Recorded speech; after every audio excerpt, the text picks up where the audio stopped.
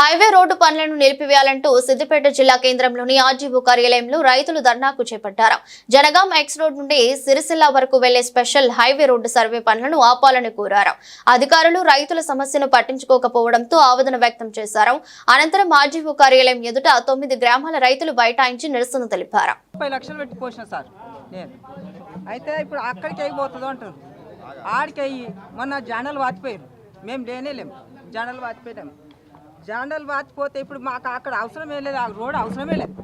ఇప్పుడు సిరిసిల్ల నుంచి ఇప్పుడు ఎల్కట్ నుంచి చక్కగా పోతుంది మంచిగా. మూడు ఉన్నాయి ఆప్షన్లు. 3 ఆప్షన్లల్లో అవి 2 క్యాన్సిల్ చేసిండు. ఇళ్ళకే తీసుకుంటూ ఏం అవసరం సార్?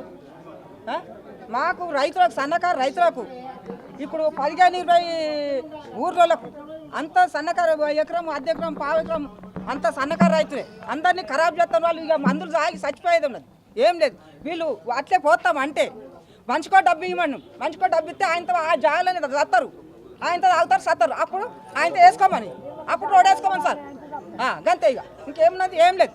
జీవులు పోవాలంటే అంటే ఇంకేమో బతుకులే లేవు. ఇక ఇంకేమున్నది, బతుకులు ఉన్నాయి. పోసినాక లక్ష పిల్లలు పోయినాక పిల్లలు అర్ధెకరం, పావు ఎకరం మేము కాపాడుకున్నాం. ఇప్పుడు మొత్తం పోతుందంటే అర్ధెకరం పోతుంది, పావు ఎకరం పోతుంది, ఎకరం పోతుంది. అంత సన్నకారు రైతులు, డబ్బులు ఉన్న వాళ్ళు ఇవ్వలేరు, అంత కైకులు జీవులు చేసుకుంటలేదు. అసొంటోళ్ళను ఇంత రైతులను ఇంత ఖరాబ్ చేసుకుంటా పోతుంటే తొక్కుంటా పోతామంటారు. పోలీసు వాళ్ళని తోలుతారు, అందరిని దోలుకుంటా. ఇట్లా మీరు చెప్తే పోయే మీరు అంటే ఆగేది లేదు. గోడే ఉంటుంది, అట్లే ఉంటుంది. మీరు ఏం చేసినాక ఆగేది. ఈ ఆర్టీఓ అంటారు, వాళ్ళు అంటారు, వీళ్ళు అంటారు, అందరు అంటారు సార్.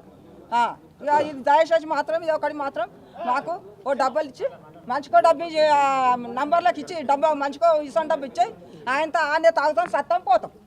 ఇది నేషనల్ హైవే 365B అనే ఒకటి గ్రీన్ ఫీల్డ్ నుంచి ఒక కొత్త రోడ్డు జనగాం చౌరస్తా నుంచి సిరిసిల్ల వరకు గ్రీన్ ఫీల్డ్ అని ఒక ప్రపోజల్ పెట్టిరన్న. ఈ ప్రపోజలే తప్పు ఉందని చెప్పి మేము గత 6 నుంచి 8 నెలల నుంచి చాలా వ్యతిరేకత తెలుపుతున్నాము. అధికారులకు ప్రతి డిపార్ట్మెంట్కు మేము మెమోరాండాలు ఇస్తున్నాము. ప్రతి దానికి వాళ్ళు స్పందిస్తలేరు. ఎంపీ గారి ఆధ్వర్యంలో కలెక్టర్ ఆఫీసులో కూడా మీటింగ్ పెట్టినాము. నేషనల్ హైవే వాళ్ళు ఏదైతే ప్రైవేట్ ఏజెన్సీ ఉందో వాళ్ళని కూడా ఎంపీ గారు పిలిపించడం జరిగింది. సర్వేలో తప్పు ఉంది. అసలు సర్వే దాదాపుగా ఒక 18 నుంచి 20 కిలోమీటర్లు ఎక్స్టెండ్ చేయడం జరిగింది.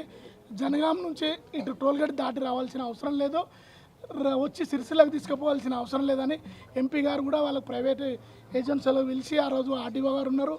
ఈ నేషనల్ హైవే సంబంధించిన ప్రతి డిఈ గారు కానీ, అన్నయ్య గారు కానీ అన్ని డిపార్ట్మెంట్లు ఉన్నాయి. అన్ని డిపార్ట్మెంట్ ఇచ్చి మీటింగ్ పెట్టిర్రు.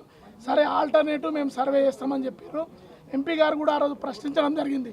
సెకండ్ ఆల్టర్నేటివ్ ఒక సైడ్ నుంచి ఎందుకు చేసారు, రెండో వైపు నుంచి ఎందుకు చేయలేదని అడిగితే వాళ్ళ దగ్గర సమాధానం లేదు.